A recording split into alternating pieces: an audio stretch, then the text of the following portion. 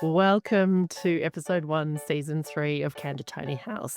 I'm your host, Shannon Schultz, and I'm so pumped to bring you this episode and this whole season of wonderful tiny house builds. You'll learn so much.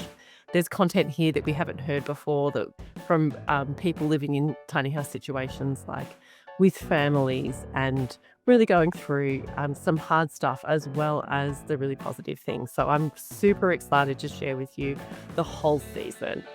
This interview was actually filmed in June 2022, and that's a very long time between interviewing and publishing. So I am really sorry for Jesse and Esther that I neglected to publish this for so long. We did get waylaid with a very different season of season 2 of Candid Tiny House, but stick around for their reflections. You catch them at a moment where they're just about to sell their tiny house. So they're being interviewed in a tiny house that's empty. All of their stuff's been moved out. They're planning on selling their tiny house. And they're reflecting on the build process, the budget, what worked, what didn't.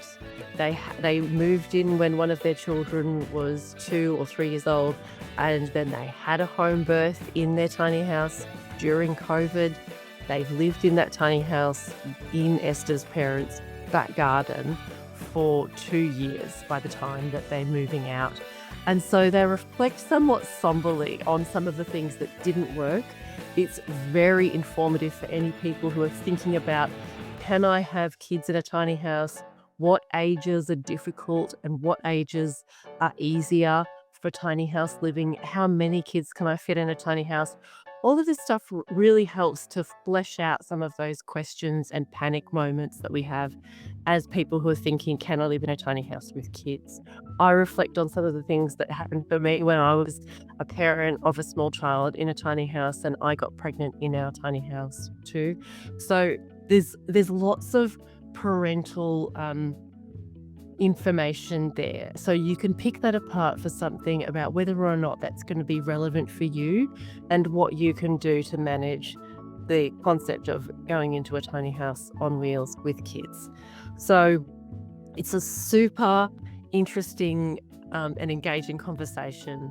They share very generously. It is very much a warts and all. This is not going to sell tiny houses as a concept. It's more there for your information and for your earnest researching. Also, stick around for the end because I have an update for you on what their current project is, which you may find heartening and amusing. Thanks so much to Jesse and Esther for letting me share everything about what they've gone through and what their current updates are. Okay, stick around. Candid Tiny House is a podcast and a video where I get to go back to our past clients, people who've bought a trailer from us and taken a course on how to build a tiny house on wheels in Australia, and they've gone ahead and built their tiny house. And then we get to have an honest, deep, reflective conversation about what it's really like to build a tiny house so that you can learn from their reflections, their mistakes, their wisdom, all of their rich and varied experiences from building a tiny house on wheels in Australia.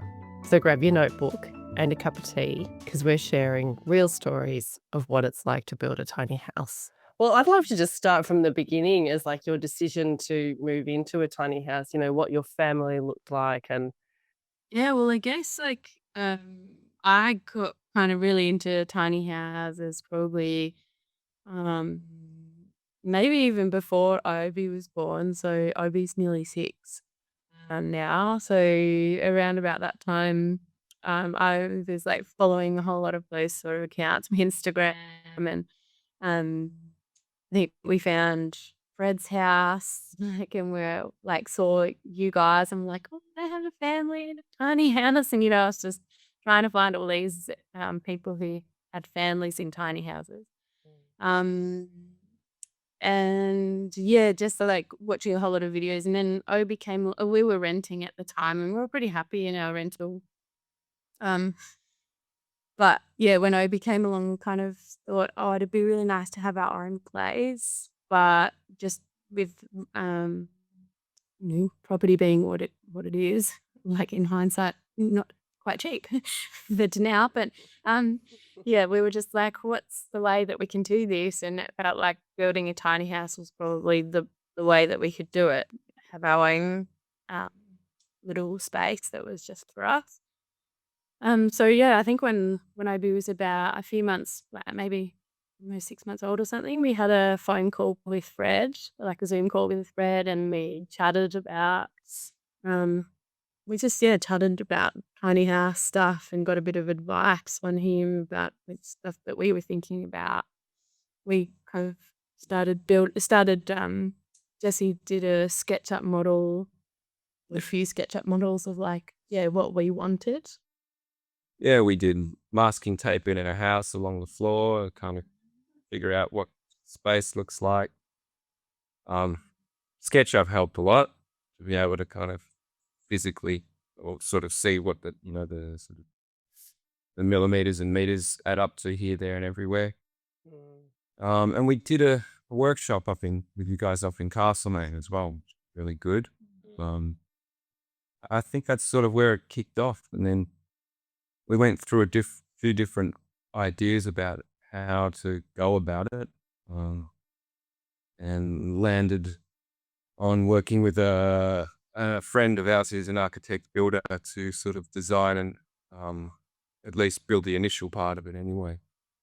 But I don't want to get too far down the track if we're sort of Well, yeah. Then I guess we ordered our trailer from Fred, and we were meeting with Daffer and Will and talking about like we kind of gave him our SketchUp plans and talked about what we wanted, and then he had a few ideas, and so we kind of changed some of our ideas under kind of his guidance, I guess. And then we we ordered the trailer, and we ended up getting it shipped to Coburg, or towed to Coburg, where Will had a warehouse. Yeah, we almost got to build it in a warehouse, but there was a lease agreement that fell through, so we ended up building it outside. The punishing weather in industrial Coburg in 2018, which was a pretty hot summer compared to some of the summers we've had since then. So yeah. And were you involved in that too, Jesse? Were you participating in the build? Yeah, I was sort of trying to save us some time and money by doing some work with those guys. It's an hour. Well, it ended up being I did a heck of a lot more than I ever expected to. And I've gotten a lot of building experience out of that, which is good. I'm curious about that particular role that you play, because that's quite rare to step in and be part of the build team whilst as a professional also like building, because it can really if with an unskilled owner builder joining a skilled team, the owner builder can massively slow down the program because they're being trained on the job, you know? So I'd like to hear a bit about like what parts of it you could do, or if you brought skills to that to form like a meaningful part of the team. Will was a friend of ours too, the architect who designed it. He ended up designing it on CAD or Rhino or something like one of those programs. So I kind of was with him the whole way, like while we were designing it on the, like I did an initial SketchUp design. I gave that to him and he sort of adjusted it to his own, ideas and experience. And I don't know, I've sort of done a lot of handiwork over the years. I've definitely, I've become for work now, I'm building, and that's basically on the experience I got doing this in the end. Yeah. So yeah, I'd like to think I didn't slow it down too much, but no, more just sort of like the labor intensive things as well. Like when it came to the actual build, like I didn't do there was a lot of welding. We've got a steel frame, sort of portal frame.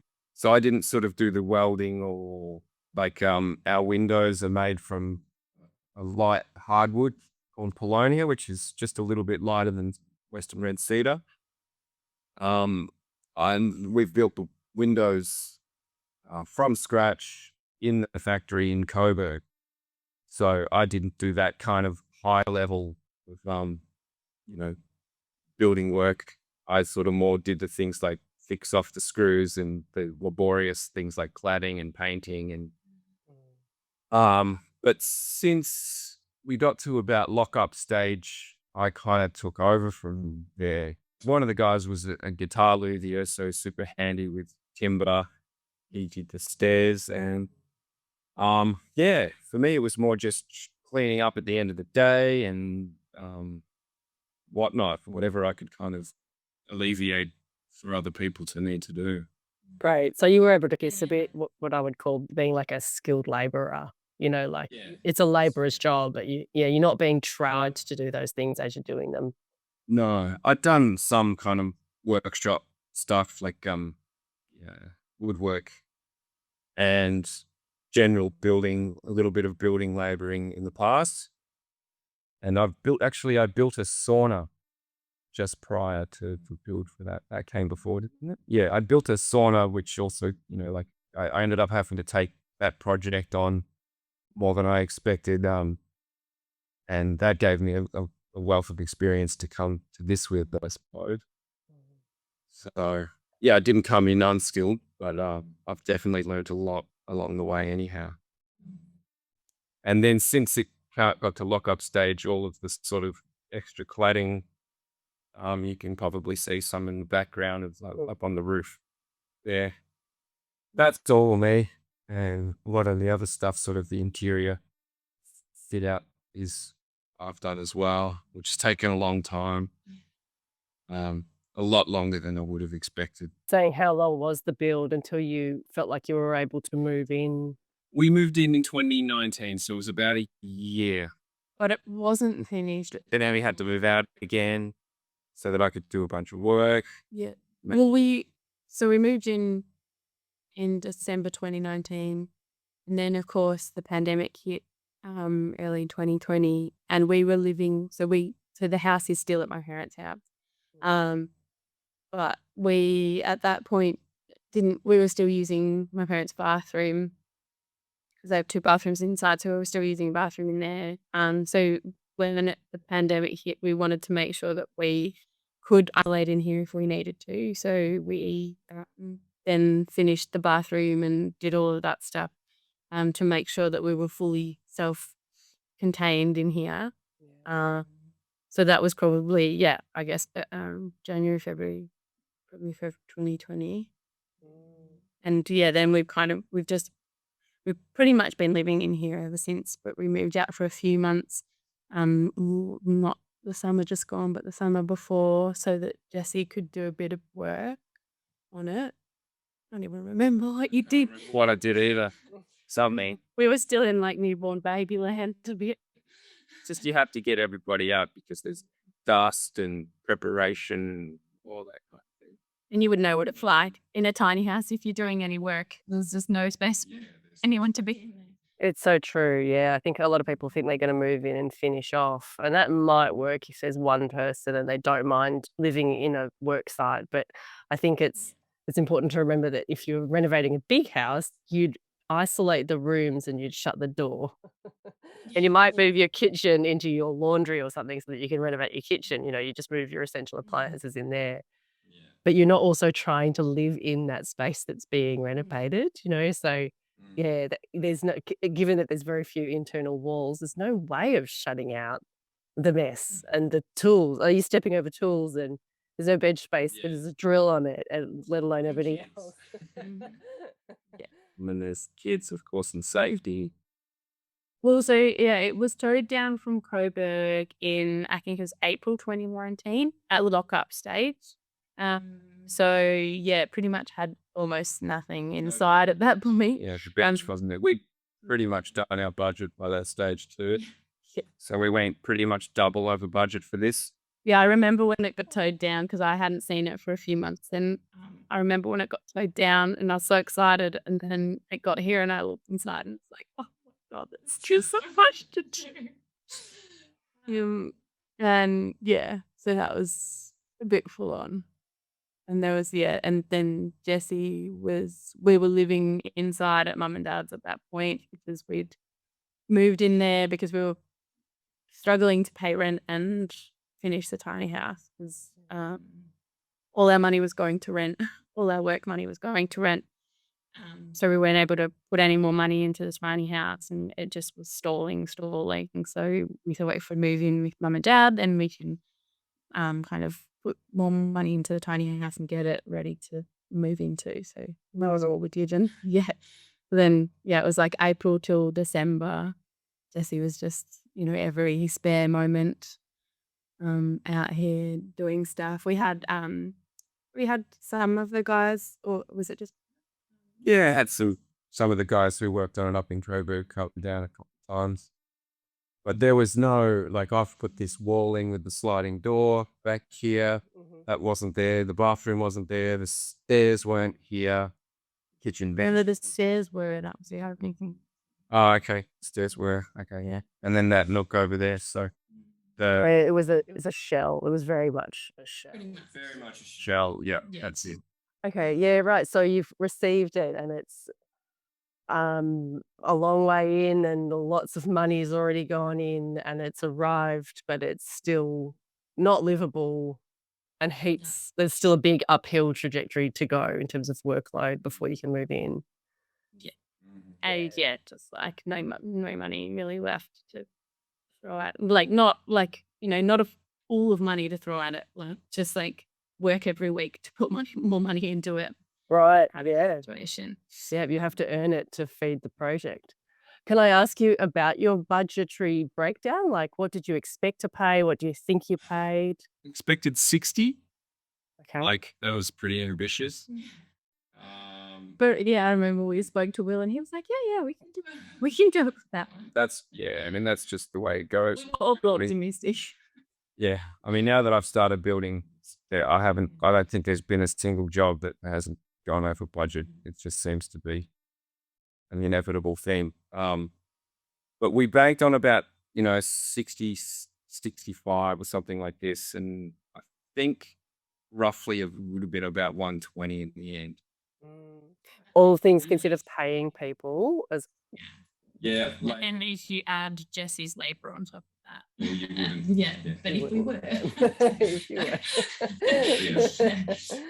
were. You just pass it Yeah, you out. just it's really hard to get paid for all the money that you put, like all the time that you put into it. It's not an equation that most people would pay for. Yeah. No. And that was really hard for me because I'm sort of an artist as well, and like I've got out projects I want to work on, and I'm sort of trying to write a book, and I'm just out working on the tiny house. And the other thing was that at that point I had gone back to work and Jesse was the stay-at-home parent with OB, and I think that that's also something that I think Jesse, like, it's been hard being in this house because I think Jesse feels like he missed out on a lot of that parenting, because he was putting so much effort into the tiny house and not getting to spend that time with OB. Yeah, that's tricky, isn't it? So you were trying to build as well as be a stay-at-home dad. And how old was Obi in that period? 2, 3. Yeah. Yeah. Sure. Well, yeah. And was there another baby around at that point, or was that before there's your second baby? No. So second baby, Forrest, he came August 2020 Yeah. in the middle of the lockdown. So Yeah, I resigned from work. We moved into the tiny house and found out that we were pregnant. Yeah, having another baby. And then the pandemic hit. Yeah. Yeah. Right. Okay. it was cool though. He was born in this house. I put some extra support under the floor, and we put a birthing pool in where we're sitting now, and so that was really nice. It's kind of nice to not have to go to hospital amidst all that.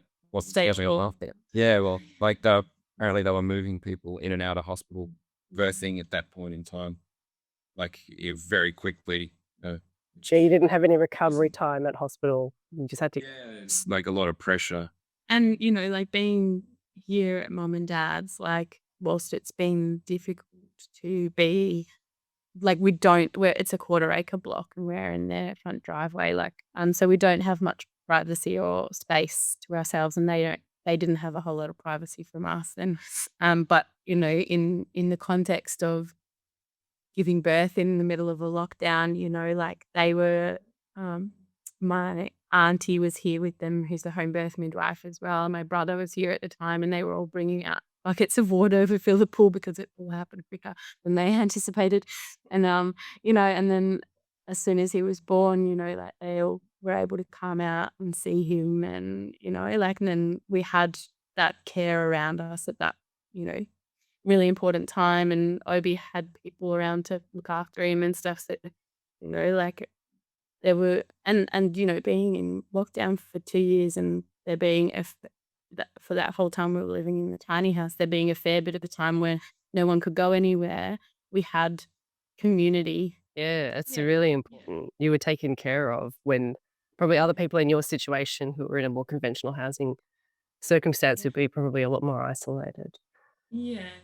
So I think we were like, in some ways it was like the hardest time to try and move into a tiny house, but in other ways it was like we felt like we were really kind of blessed to have chosen this way of doing things and to be in the situation we were in when the most unexpected things happened, So That's a pretty great story too, being able to do a home birth and a water birth, a tiny house.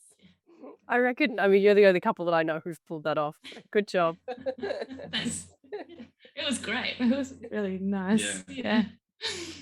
Yeah, it was ideal, really. And I think there was talk of they were turning women around in 6 hours in the hospital. Like it had to be in and out of 6 hours, and the partner wasn't allowed to go in because of COVID. And so it was pretty ideal for us to have that situation. Yeah, that's lovely. Something about tiny living made a lot more sense. I couldn't say exactly why, but tiny living seemed to make a lot more sense when the lockdowns hit and it was sort of a hard time. You'd think it'd be the opposite almost, like you'd think, oh, we're crammed in here and whatever, but it wasn't. It was really like when that happened, it was really good to have the space and the community around us. And It is. It's counterintuitive. I'm sure a lot of people were thinking, oh no, anybody in a tiny house during lockdowns will be going mental. But I guess because you're parked on your parents' block, you've got the garden and you've got like a familial connection that you're allowed to be in because you're still part of the household in a way. Yeah. And then I guess if anybody felt like they had symptoms, you could all completely isolate to protect each other. yeah, I did at one point. Yeah. You'd actually get COVID, did you say? No, I didn't get it. I just went and isolated because I had a contact. I went out, tent out in the backyard, took myself out there. Good on But you. anyway, Well, and you guys are the first people that I've interviewed who have lived in a tiny house with your family. Like, everybody else has been adults living in their tiny house. So you guys are clocking 4 people and 2 of them under what age were they when they were with this? So where we moved in, Obi was 3. And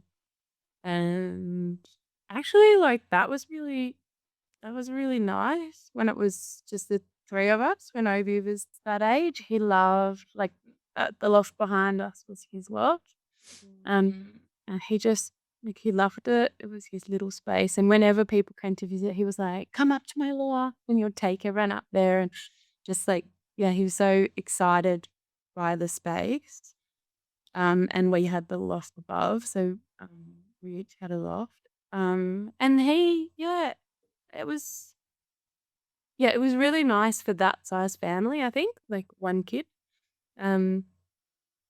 When Forrest came along, initially when he was a newborn, I think it worked. He was a good sleeper, so I think that helped as a baby.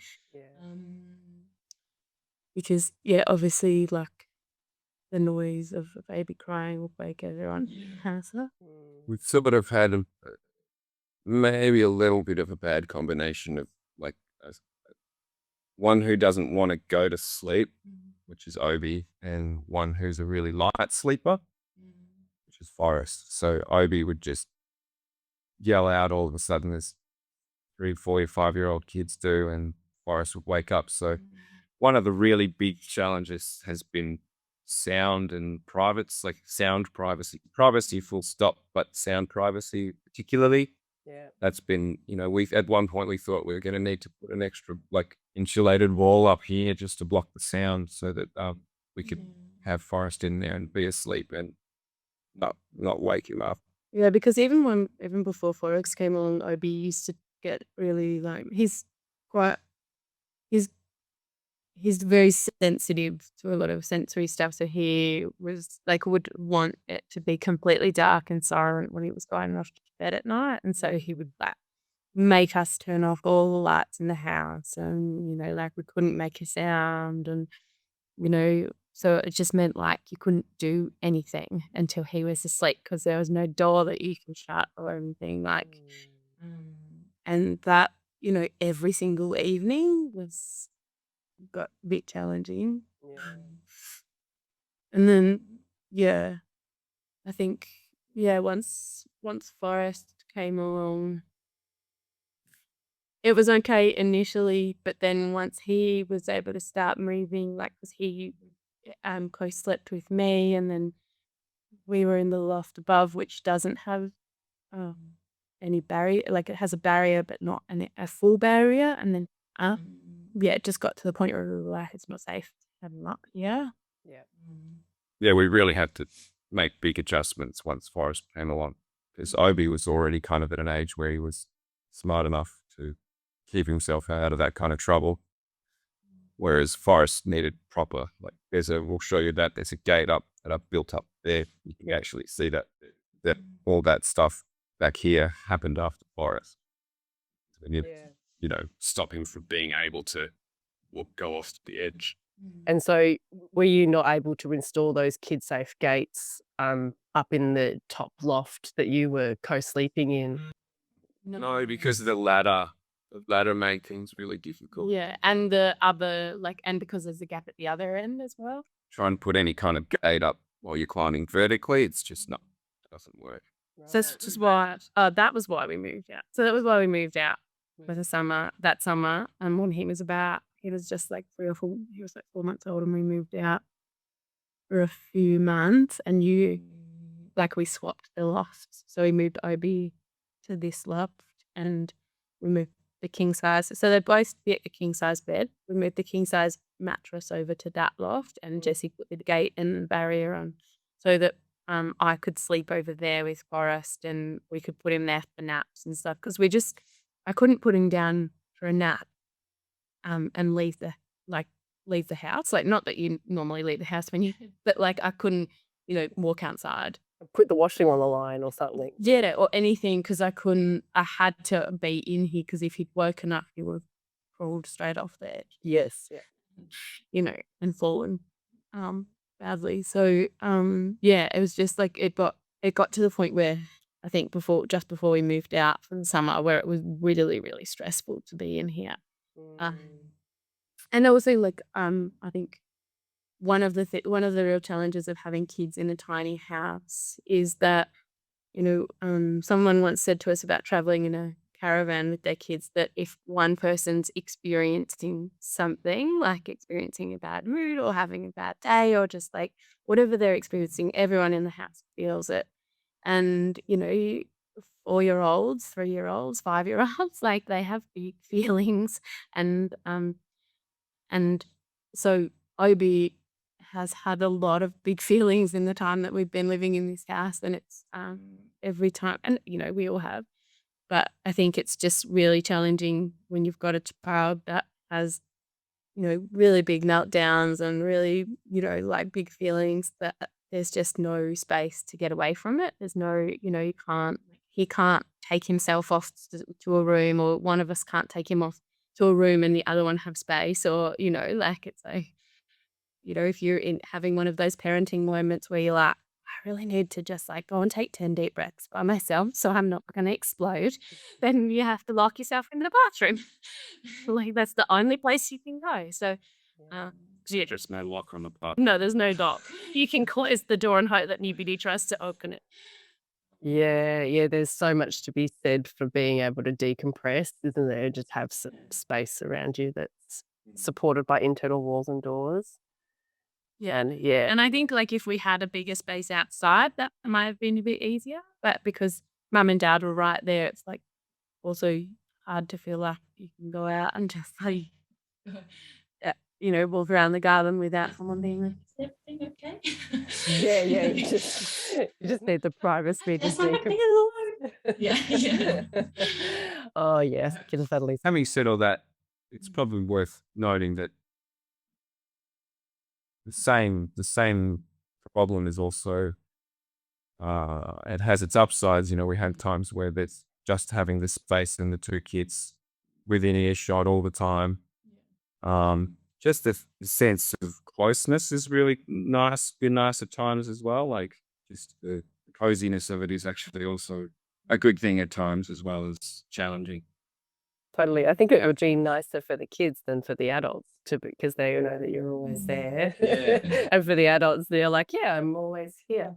I think, one of the nicest things that I felt about the tiny house was I can remember like just sitting on the couch downstairs in the evening and being like, I can hear both my kids breathing and it's so lovely, like it's just so nice to be able to hear them both and know that they're both safe and not have to go check on them or, like, and know that they can in their sleep hear me or whatever. Yeah. Which, yeah, like has its upsides and downsides. Yeah, yeah. It meets that safety need and that intimacy need. Yeah, and it also, as you say, like sort of creates other problems, but it's good to just be realistic about what's involved. Like it's a different set of complexities than living in a conventionally sized house. So really good to just talk about the pros and the cons. Yeah. And I think like now, like look, like because we've just moved into a conventionally sized house, well, quite a large house. Just seeing like a Forest, particularly, like he's almost 2, he just loves running around, like running, like he'll just run circles of the house. And, like, and then one of them, they'll take themselves off and they'll play for a while. And, you can kind of leave their toys out and you're not going to break an ankle tripping over something. Whereas in the tiny house, so like, as soon as they've got toys out, the house is a complete mess. And there's nowhere to go where there's not mess. Um, and, like, yes, that has its ups and downs as well. But yeah. Yes, you can clean it very quickly, but it gets messy very quickly. Yeah, you find that you're cleaning the same space over and over and over again so that you change function. I found that really hard with like having to change nappies in a like just maybe 2 square meters spare space and then having to get dressed there and play toys there. And then also that transformed into our eating space when we fall down this table behind. And, I just found like, wow, it's not that um, with a tiny house, you don't have much stuff and therefore you don't clean. That might be true if you're just adults living in the space because you put away your own things. But when it needs to transform the use of it every 10 minutes or 30 minutes or something, I just found that I was just constantly cleaning the same space, which was really challenging to my mental health. It was like there wasn't a station for toys and a station for changing nappies and a station for eating. We just didn't have that luxury.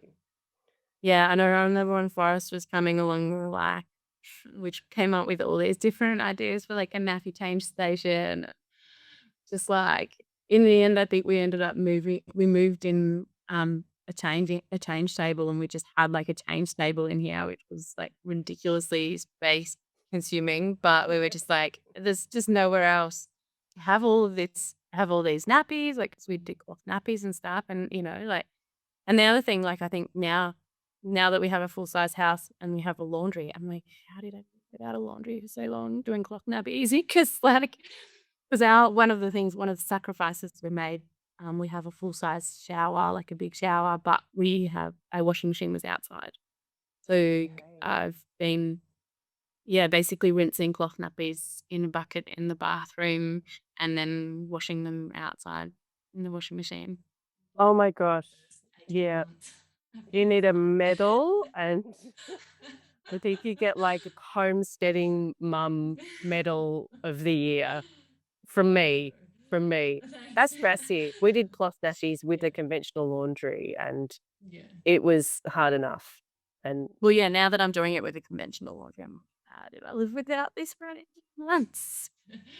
Yeah, it's just like, yeah, it's also just amazing what you adapt to. Like, having said that, I'm like, I could probably go back to that. Like, it's harder for sure, but yeah, it beats the the mental load of knowing that every plastic nappy I throw into landfill is going to be there for the next 200, 500 years. So. totally. I think that I was so grateful that the war on waste did not do one on disposable nappies because my guilt levels would be so through the roof because I didn't do cloth nappies for a super long time. I think I did them for about a year with the first child, and then when the second child came along, I was just like, yeah, disposables. It was just a reality check of what I could pull off.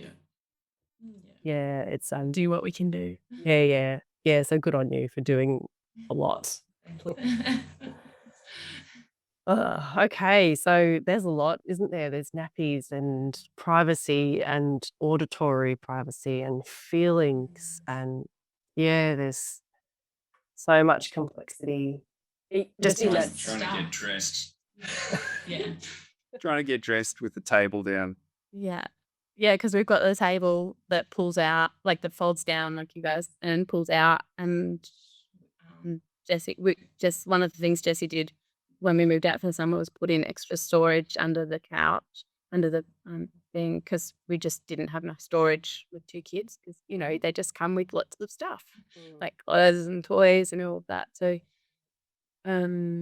yeah. So then all our clothes were back there. So it's like if someone's eating breakfast and someone's trying to get dressed, We have to climb under the table to get to those drawers. wow. I think that stressed Jesse out like the most more than anything else. Yeah, that part. Yeah, when you've blocked off the width dimension with the tables that you're having to find really uncomfortable ways of getting. Were you literally crawling from the shower under the table to get to your clothes? Well, I mean, yeah, if it was because we got the storage behind the table anytime they were drawing or doing craft things or eating or whatever the case, you wouldn't you either have to sort of pull the table out and then get in, or you just scooch under the table and pull it out and awkwardly grab it. So Don't upset someone's breakfast or craft activity. Oh, it's just the effort, like you say. It's like moving something to something I learned is that you'll cut every corner you possibly can. Sort of living in a tiny house in terms of doing the everyday things like pulling open a drawer or putting a thing away. Yeah, you don't want to have to lift anything, to move anything, to do anything kind of thing. You want the quickest, easiest access to like a drawer or like a cupboard or whatever it is. Yeah, I think we moved all our clothes. They were initially like we have wardrobes behind us in the stairs, but the rest of our clothes were upstairs in our loft. And when we did that move, we moved all our clothes downstairs.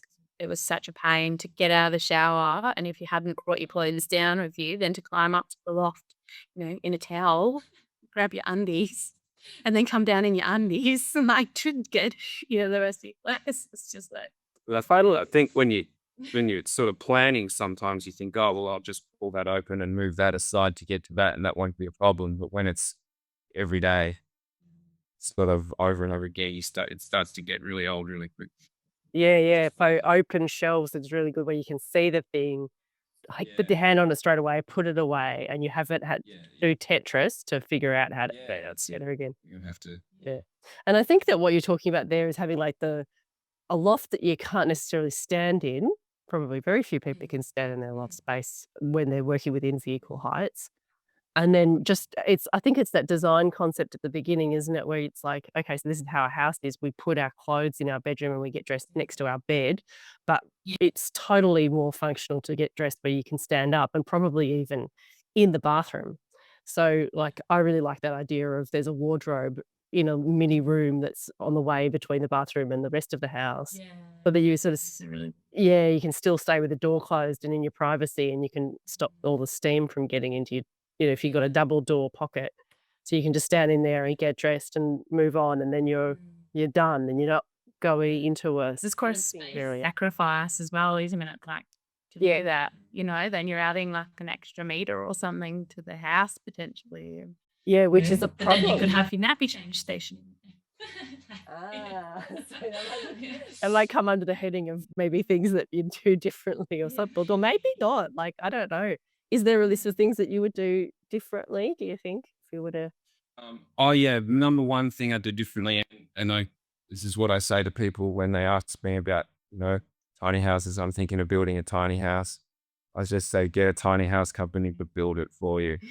really? Unless you love building, unless building's like something you're really super interested in, you've got lots of time and you don't have other things you want to be doing, like kids or Painting, yeah. creative projects or whatever. Unless you really, like this is really something you want to go for, then get a tiny house company to build it pretty much 100%. Like if you can get the tiny house built and delivered 100% finished, that's the ideal thing. I think, because something I've come to realize is that builders don't know vehicles or caravans, and caravan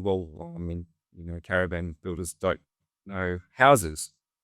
It's like you sort of that a tiny house company has that all of that stuff already figured out. And Well, Jesse, I just want to say you would hope.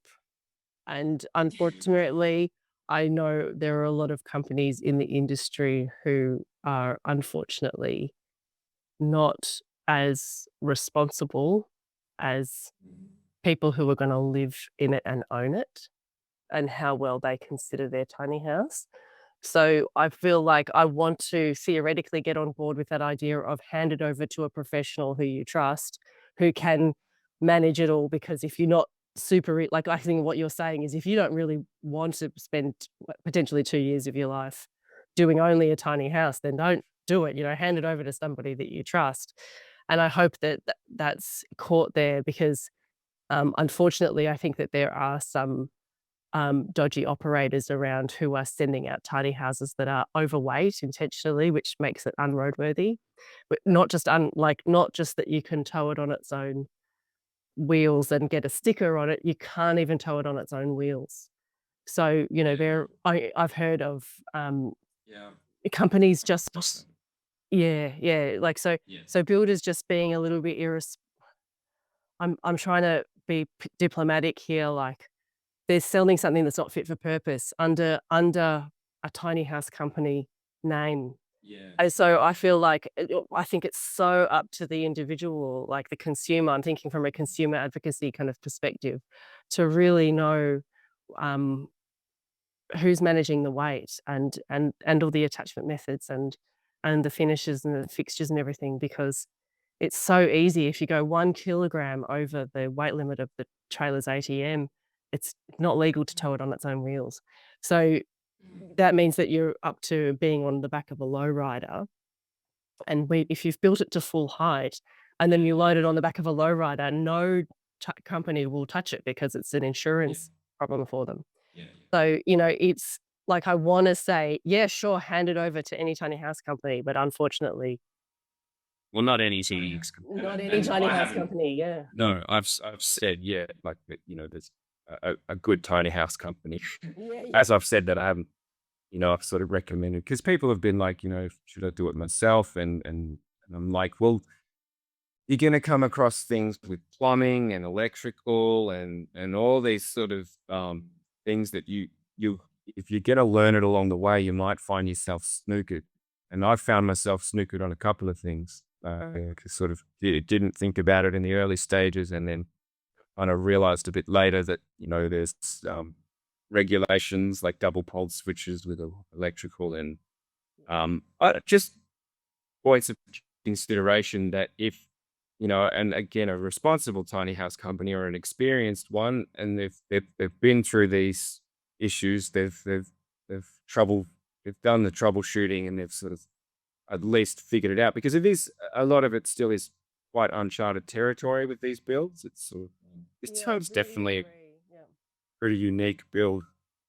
So having that experience and having come up against those, the trying to reconcile the vehicle with the house conundrum is invaluable.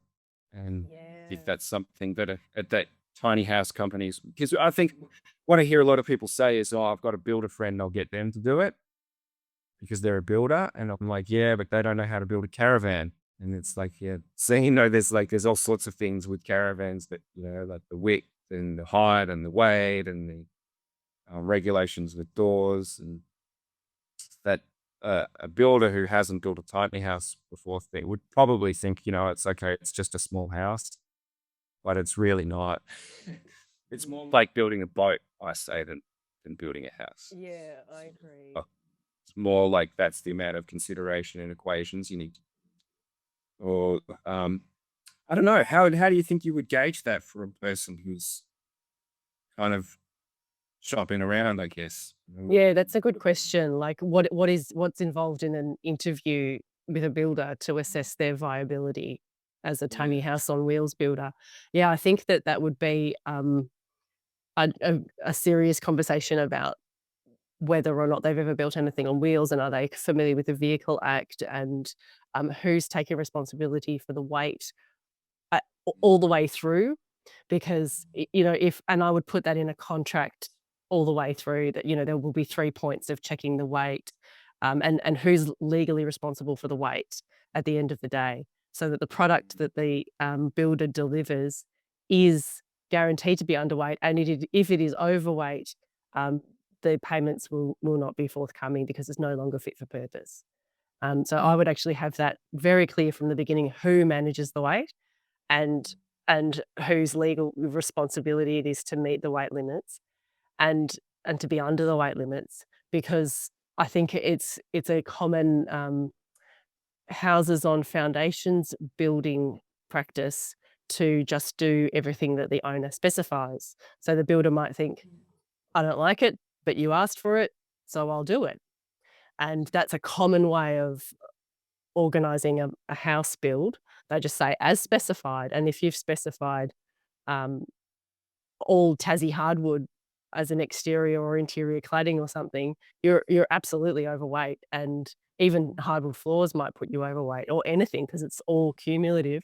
And so if the builder thinks that you're managing the wait list, and you think that the builder's managing the wait list, you've automatically accidentally missed it. And so you just need to have somebody on the point. And then, so I often recommend somebody asks their builder to make a detailed density calculation in a theoretical way before they order their trailer, so that they're sure that their theoretical model works from a density/weight list level, and then build the lightest weight shell that you can, weigh that, and have all this in the contract. So weigh the shell, and then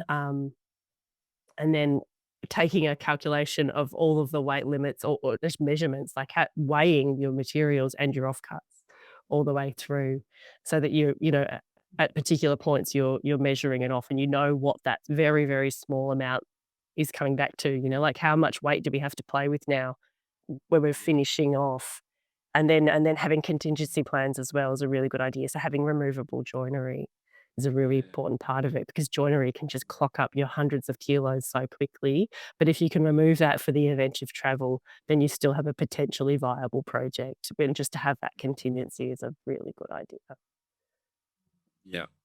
And we potentially, this came down at lockup at about 3.9.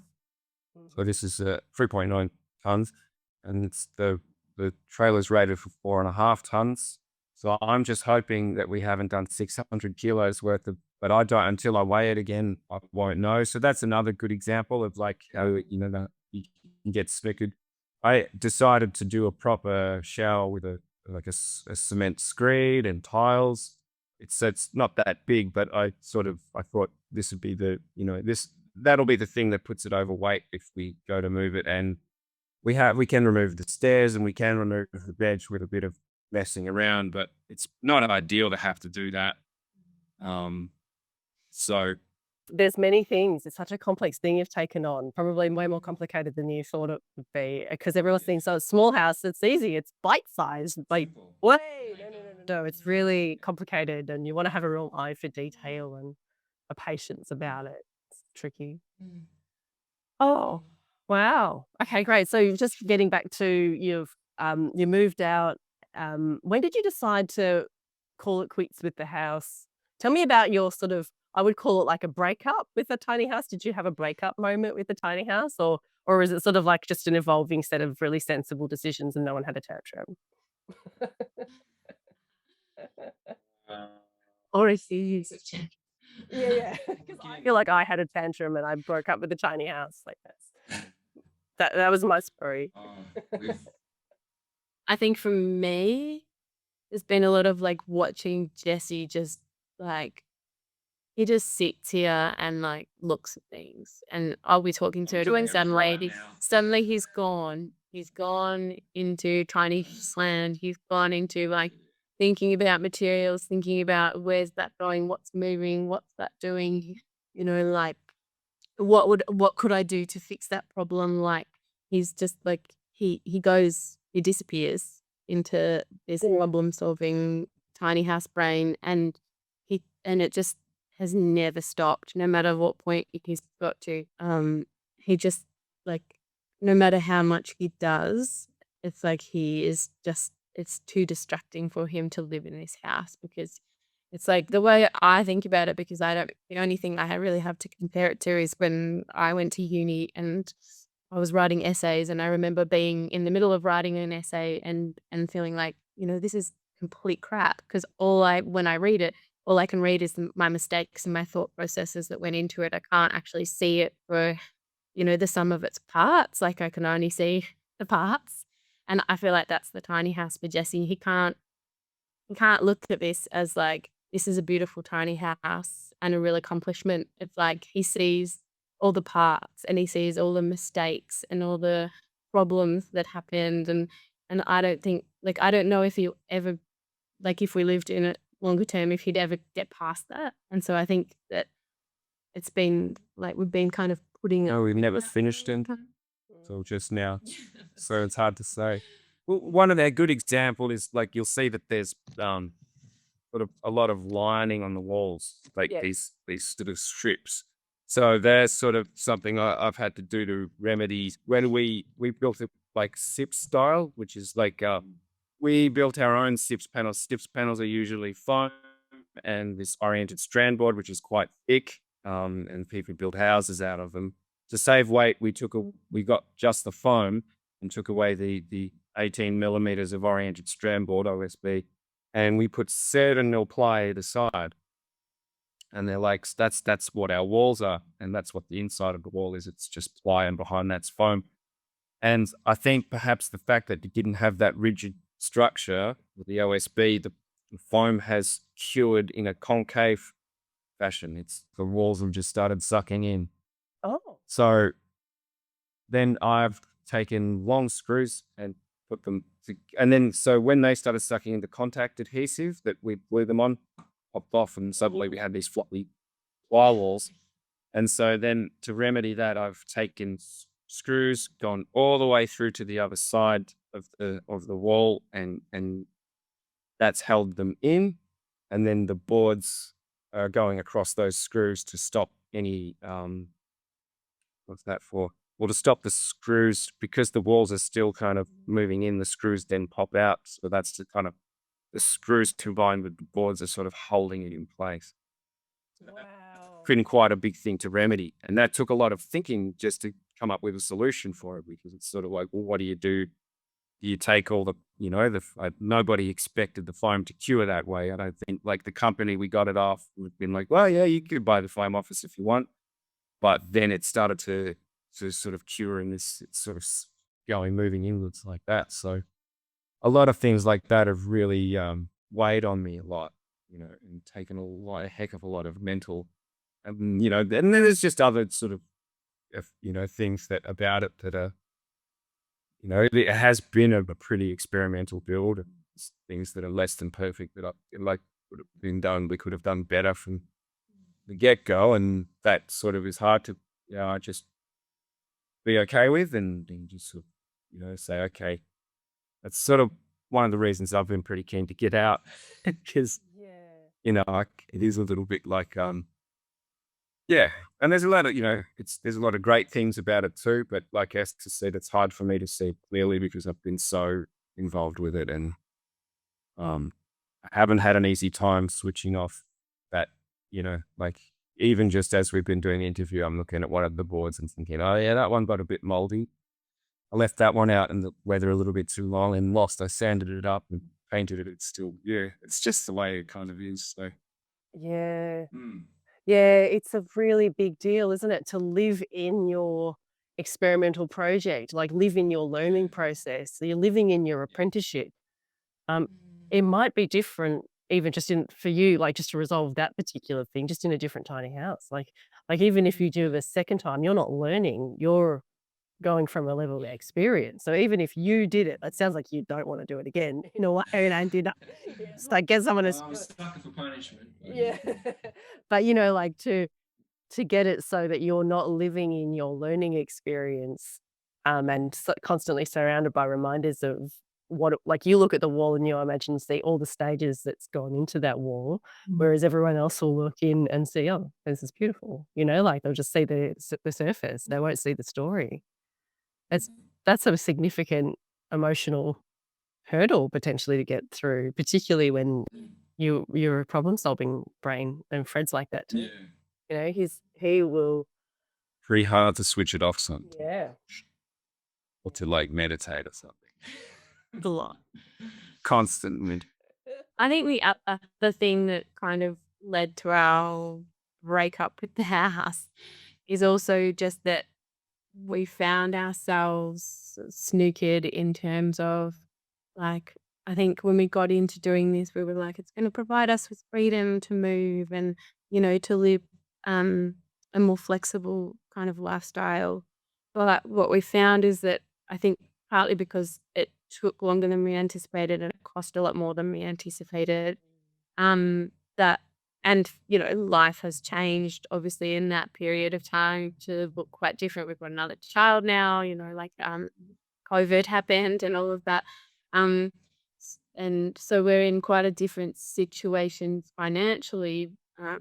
I now don't work and we're homeschooling our eldest. So I'm home full time with the boys and Jesse's working, and we don't have the kind of the capacity to be able to buy a block of land to move the tiny house onto, and our ideas about potentially renting, a block of land somewhere, I guess living here on mum and dad's property, we kind of realized how much more complicated that was than we maybe anticipated at the beginning. And so, we found ourselves kind of in this situation where we've got this house and we're no longer in debt, but we don't have anywhere to go with it. Like we're kind of stuck here because we don't have any money to move from here. So then we're like, well, if we sell the house, then we'll have money and then we can, move on. So it's like, yeah, because a lot of people say to us, oh, why are you selling, like if you just moved it to a block of land and you have more space, because we kind of thought, like it is a small space, but if we had our own, like if we had a block of land or more space, then we could have, a big deck and potentially eventually build another one like we talked about, and have more space around us. But we just with day-to-day life being, so expensive, and it just felt like we're never going to get there. Like even if we stayed here another couple of years living in this tiny house with our or people. Which did provide us a good ability to save money. It did. Like definitely we've done, like a lot better being here and paying very little rent. So it has given us a lot of opportunities. It's just still so.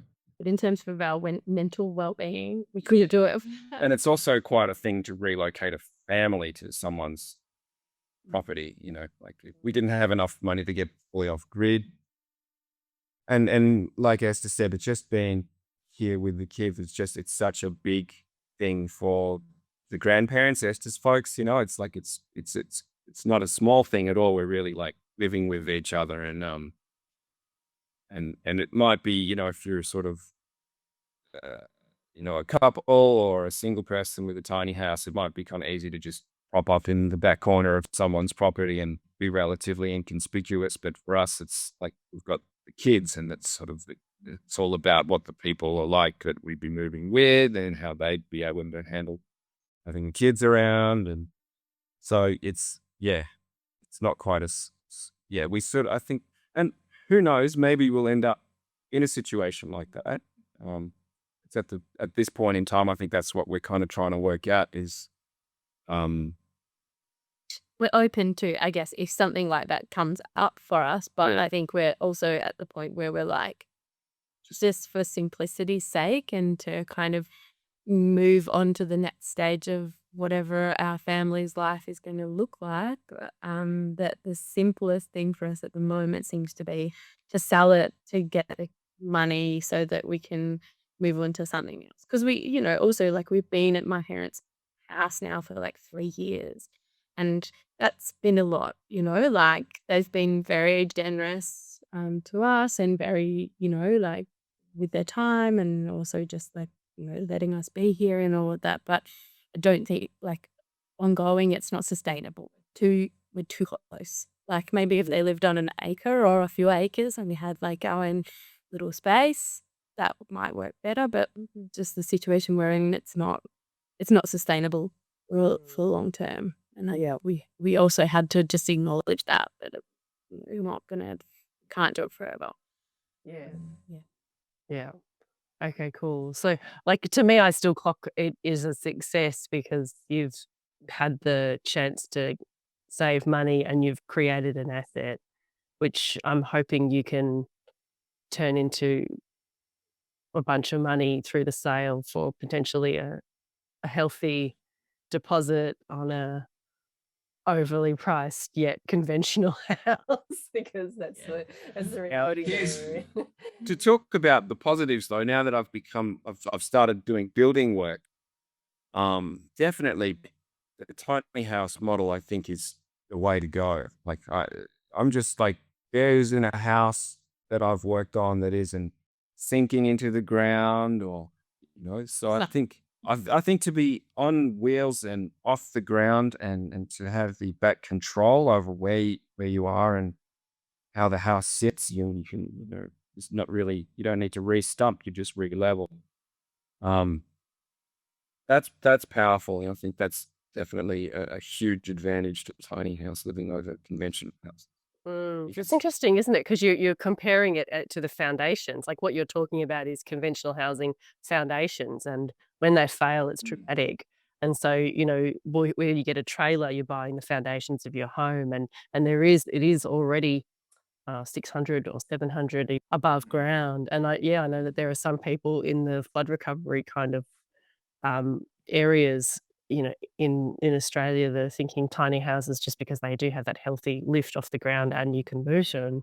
So, with rising seawaters and the instability of foundations and potential floods, like weighing the two foundation options against one another, I can see what you're saying, that the trailer can provide benefits that you wouldn't have necessarily thought of before. I'm curious about council. You say that you're living in the driveway of the tiny house is parked in the driveway of your parents' place. Has the council ever knocked on the door and said, you can't live in a caravan? No? No. We just did the don't ask, don't tell kind of thing. Ask for forgiveness. We let our neighbours all know what we were doing. Yeah. That was the most, we spoke to our neighbors and said, here's what we're thinking of doing, and here's how long we're thinking of doing it. What do you think? And they were, either side of us were both like, yep, no stress at all. And we just haven't told council anything. And I've told people, like, don't. If you can, just don't. Because at the moment, there isn't a permit that you can get for even a caravan down. We're in the Mornington Peninsula Shire down here. There's no permit that you can get for a tiny house. It's not on the radar yet, really, at all. So haven't looked into it recently, but yeah, I think we were kind of lucky in that my parents have been here, since 1984. So, like we live in, it is still a relatively small community here. And I think a lot of people know my family. And so we're probably lucky in that probably people aren't going to tell on us, like they let us out to the council or whatever. Like, yeah, it might not be so lucky in other places, but I think that the community here has helped with that. We're Yeah. part of a community. Yeah. Yeah, great. You've been lucky. That's nice that you don't have that added stress of, oh, now we've got to move, But I think it is a factor to take into consideration as sort of like, Definitely. what's it going to be like to live with that possibility that somebody might. Well, it was always there as a possibility, but like we knew that moving in that if someone complained, we would potentially be kicked out. Yeah. So it's just hoped it wouldn't happen. Indeed. I hope that it hasn't, so that's good. Yeah. Yeah. It's a bit tricky, this proposal that you're talking about with having a block of land. Like if it's an empty block of land, a lot of councils will have a problem with you putting tiny houses on it, multiple or one. They see it differently if there's a house on there because they know that their rates are taken care of and that there's a drainage system for grey water and that there's rubbish being collected and all that sort of stuff. And that's their purview. So like considering the amenity and the grey water responsibilities that they have for their shire, they often have more of a problem with people living in a caravan on private property that doesn't already have an established house. So that's something to think about with your future planning. Just having that sense of, how exposed are you on a block of land if there isn't already an existing house that's ticked a lot of boxes for the council. Do you know what I mean? Yeah, so that's something to. It's a spanner in the works. It's another complication, and I really hope that at some point the state government changes the laws so that everyone can just self-fund their own housing. Because there's, like, well, not everyone, but if people who are wanting to live in a tiny house and they're willing to fund it themselves, it just seems like such a financially good option, for the government to just say, like, well, then you are allowed to pay for your own housing and put yourself up because that means that they don't have to pay for social housing, Like, how much less money would that cost them, right? So it just seems like such an obvious change to make. But well, the way things are right now is that would be something I would ask you to resolve before taking that pathway, just for your own well-being. Complication number 1408. Yeah. No, like Yeah. yeah. Pioneers. Indeed. Yeah, a lot of people are ahead of their time, I think. Like, It feels like the way of the future to live like this. Like it feels like the right way to be living. Just in terms of like our impact on the environment and the use of space. And because really we should be living more of our lives outside. And I think it really it feels to me like the way of the future. We just have to get better at it. And yeah, part of that would be support from the government, obviously, to do things this way, to explore this way of living and help to make it better. Because I think there are people like you guys and like us who are on a smaller level, trying to do things differently, trying to live in a way that is more aligned to ideas around sustainability, to ideas around, minimal living, to ideas around community and all of that sort of stuff. We're really trying, but because we're going so far against the status quo, it's just so hard. I think that is the thing that you kind of don't anticipate when you're getting into tiny living because it looks beautiful and it looks exciting and it's different, but different is so hard. like even though it feels to me like in my heart, it feels like the right way to be living, it's just so hard because of the way that our society is set up and the expectations that we have on people and the legal staff and the council like here and just all the logistical stuff around it just make it so hard. Yeah. If that makes sense. It certainly does. Yeah, it's like a psychic battle that you're having to hold within your energy of like, okay, justifying this again, or, presented with the threat of being asked to move or being asked to talk about why again. Like, and it's like, on top of all the things, it's a bit crusady or like, like adding an element of, I don't know, the hero's journey in a way, like having to just sort of keep going on and on. Um, yeah, I think it'll be way easier in 10 years' time, like when you're through this sort of massive transition period of like having these little kids, because that just goes for a long time. And I think it is really like a very challenging proposal to live in a tiny house with two little kids. Um, I think that's just a hard time of life anyway.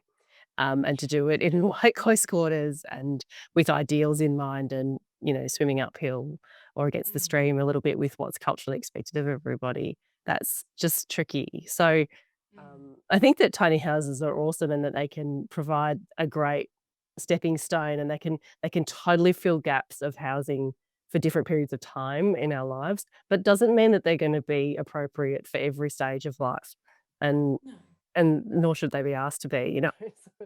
So, just like a mansion isn't appropriate for every stage of life. It's like, no, that's not either. Like, it's nice to have options for when you're single or a couple or when you've got babies or when you've got teenagers. It's a different realm, or when you're living and taking care of an aging parent or, when the kids have moved out. These are all like it would be great if there were options for housing all the way along.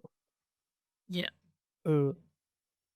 Yeah, so I don't reckon it's a failure, but I reckon that it's so useful that you're reflecting on the complexity because I think that it'll really help people who are listening to the conversation, or, who are watching the video to get their heads around where they're at, given all these factors that you're raising.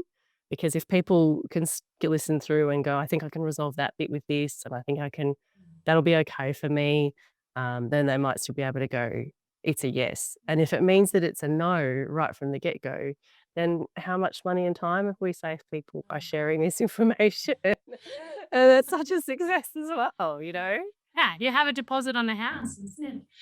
Exactly. Just, thanks so much. This has been a really rich and interesting conversation for me. I feel like you've shared really generously. So thank you so much for being really transparent and like talking about the obstacles you faced and how you resolved them and how you did them again and all that mental load of what you've faced and gotten through is extraordinary. And, I just want to give you like hugs and thumbs up and No, thank you. Yeah, it's been really nice to talk about it actually. And I think like we've also, we haven't had much contact with you guys at all, but I think, Fred was just so supportive at the outset of our journey and, like coming up to Castlemaine and meeting you guys. I think we met you briefly, I met you briefly. I think you were heavily pregnant with your little. okay. Well, yeah, and I think, but I remember just feeling, supported by Red and by you guys on the outset of this journey and just knowing that you guys are out there. I think the big thing about if you are going to build a tiny house is, connecting with other people who are doing it because no one else really gets it. As much as, it takes so much explanation, but if you can talk to someone else who's built and lived tiny, then it's they just get it. And, I think that's really important. So it's now late 2025, and I recently heard from Jesse and Esther. Like, I had to contact them to say, please, may I publish that episode, even though we recorded it so many years ago. And they said, yeah, sure, happy to share it. Like, it's all true. It's just of the time. And Jesse also has asked us to please build him another tiny house trailer. So we are in the process of fabricating another tiny house trailer for him. He's thinking of a modular design where there's 2 tiny houses, and they're now living in northern New South Wales, where the climate is a lot more amiable to living inside-outside lives. So he's got some beautiful temple-like designs of tiny houses on wheels that he's lovingly, completely DIY building himself. He's reflected on how he is really happy to build the tiny house himself because it's under his control. It's his project. And of course, he's learned so much over the years, and is able to just really take ownership of that. And he's treating it like an artistic expression, which is beautiful. So we're looking forward to seeing him when he comes to collect his next tiny house trailer for his next DIY build. If you're interested in building or buying a tiny house on wheels, I highly recommend taking our online course, which is called How to Build a Tiny House, the Australian online course, and you can find it at tinyhouseuniversity.com.au. Hundreds of people have used it to build a successful tiny house on wheels, and you can too. We also offer weekend workshops throughout the year where you get to sit for a whole weekend in a classroom environment and thrash out the problems of tiny house building. You'll be taught all of the basics, plus a whole bunch of new material about vapor permeable membranes and everything that we've learnt from passive house experiences for tiny house living to get the best thermal performance and humidity management in your tiny house. And you'll also get the benefit of hearing other people ask their questions and all of the discussion that really helps people thrash out their thoughts about their tiny house building project. With the weekend workshop, you also get the online course for free. So that's a really awesome set of ongoing notes that you can use throughout the period of time that you're building your house. So pop over to fredstinyhouses.com.au/education to find out more about those education offerings. You can follow Fred's Tiny Houses on Instagram, Facebook, TikTok, YouTube, and Pinterest. You can also reach out to us and just write to info@fredstinyhouses.com.au, and that email comes to me and I'll write back. If you're ready to buy a Fred's Tiny House trailer, then pop over to our website, fredstinyhouses.com.au/shop, and peruse through our wide range of tiny house trailers. We only build tiny house trailers. We don't build any type of other trailer. We specifically design all of our trailers with your house in mind. So everything that you need to think about for a tiny house build is considered inside a tiny house trailer design from Fred's Tiny Houses. So check that out at fredstinyhouses.com.au/shop. Please share these episodes with people that you know and love who are interested in tiny house builds. The more people who know about it, the better. Give us a positive review on Apple Podcasts and on YouTube and on Google and on Facebook and all the places. We love 5-star reviews. You'll see heaps of people have already done it, and we're really welcoming more because we want more and more people to build successful tiny house builds across Australia. Thanks heaps. Join us next week to hear from Aaron and Amanda, who built their tiny house in New South Wales, and I interviewed them in February of 2023. So we have updates from them as well in their 2025 version of their tiny house living adventure. Stick around and stay candid.